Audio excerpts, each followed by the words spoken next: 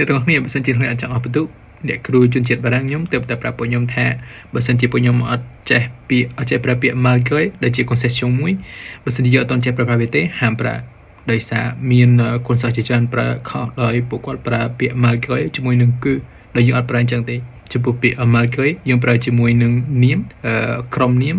ឬក៏ពាក្យ tout ដែលជាប្រភេទនាមឬក៏សព្វនាមផងដែរឧទាហរណ៍មួយដោយប្រើជាមួយនាម malgré la pluie nous sommes sortis មានន័យថាបើទោះបីជាមានភ្លៀងធ្លាក់ក៏ដោយពួកយើងនៅតែបានចាក់ចេញអ្នកចេញពីផ្ទះចេញទៅក្រៅឧទាហរណ៍មួយទៀតជាមួយនឹងក្រុមនាម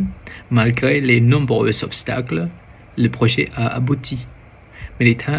បើទោះបីជាមានឧបសគ្គរារាំងច្រើនក៏ដោយក៏គម្រោងនៅតែបានជោគជ័យយើងក៏ប្រើពាក្យ malgré ជាមួយនឹងពាក្យថា tout ដែលអាចក្នុងនឹងអាចដើរតួជានាមឬក៏សព្វនាមបានក្នុងនឹងតែយើងអាចនិយាយថា malgré tout je reste optimiste មានន័យថាបើទោះជាយ៉ាងណាក៏ដោយឬបើទោះជាមានឧបសគ្គឬក៏បញ្ហាឬអីមួយក៏ដោយក៏ខ្ញុំនៅតែបន្តមានភាព